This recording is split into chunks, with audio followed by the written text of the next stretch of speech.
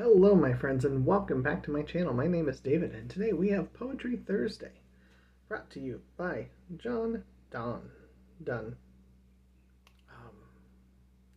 I saw a wonderful reading by Aaron Facer earlier today, and he kindly tried to attribute a video of mine that somehow had been made private on accident, and found a couple others, so brought those back around. But then I saw this afternoon that Steve Donahue did a John Donne video inspired by Aaron Facer.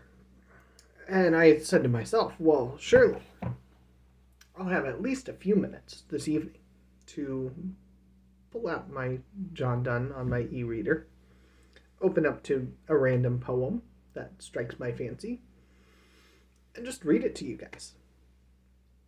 Certainly I can do that, and, become the third musketeer in this trio.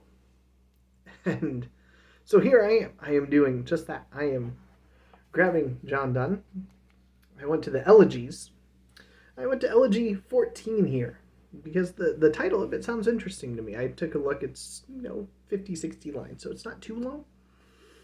And it is called A Tale of a Citizen and His Wife, which is what caught my attention for it. I sing no harm, good sooth, to any wight, to lord or fool, cuckold, beggar, or knight, to peace-teaching lawyer, proctor, or brave, reformed or reduced captain, knave, officer, juggler, or justice of peace, juror, or judge. I touch no fat sow's grease. I am no libeler, nor will be any, but, like a true man, say there are too many. I fear not or tennis for my tale, nor counselor will red or pale. A citizen and his wife the other day, both riding on one horse, upon the way I overtook the wench a pretty peat, and by her eye well fitting for the feat. I saw the lecherous citizen turn back his head, and on his wife's lips steal a smack. Once apprehending that the man was kind, riding before to kiss his wife behind. To get acquaintance with him I began, to sort discourse fit for so fine a man.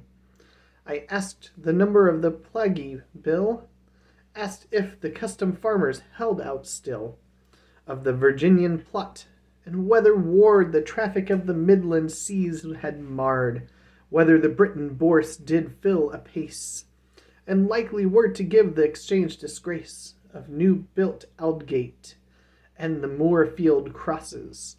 Of store of bankrupts and poor merchants' losses I urged him to speak, but he, as mute as an old courtier worn to his last suit, replied with only yeas and nays.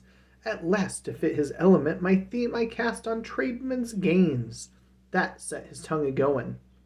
Alas, good sir, quoth he, there is no doing in court nor city now. She smiled, and I, and in my conscience, both gave him the lie in one met thought. But he went on apace, and at the present time with such a face he railed and frayed me, for he gave no praise to any but my Lord of Essex days, called those the age of action. True, quoth he, there's now as great an itch of bravery, and heat of taking up, but cold laid down. For, put to push of pay, away they run. Our only city trades of hope now are bawd, tavern-keeper, whore, and scrivener, the much of privileged kingsmen, and the store of fresh protections make the rest all poor. In the first state of their creation, though many stoutly stand, yet proves not one a righteous paymaster. Thus ran he on in a continued rage, so void of reason seemed his harsh talk. I sweat for fear of treason. And troth, how could I less, when in the prayer for the protection of the wise Lord Mayor and his wise brethren's worships, when one prayeth, he swore that none could say Amen with faith. To get him off from what I glowed to hear, in happy time an angel did appear, the bright sign of a loved and well-tried inn, where many citizens with their wives have been, well used and often. Here I prayed him stay, to take some due refreshment by the way. Look how he looked that hid the gold, his hope, and at return found nothing but a rope. So he on me refused and made away, though willing she pleaded a weary day. I found my miss, shook hands, yet prayed him tell to hold acquaintance still where he did dwell. He barely named the street, promised the wine, but his kind wife gave me the very sign. So there you go. A nice little elegy with a little bit of the humor that you would expect from someone who's not exactly a contemporary of Chaucer, but I very much got Chaucerian vibes from some of that, which is, tantamount to the period back then. Just a really enjoyable poem. The elegy, for the most part, falls into a really nice rhythm, a nice scheme. And it just goes to further my appreciation for everything that is in the poets of old that is lacking from a lot of the more modern poetry. Steve Donahue has made bold claims that he's going to spend the rest of this month reading 20th century poetry, and I think he is going to fail that challenge probably about as fast as Criminali failed the 500 book challenge as soon as he hit the 100 mark, which was not long at all. I suspect that Steve is going to end up needing to circle back to something a little more poetic. Because I know I would.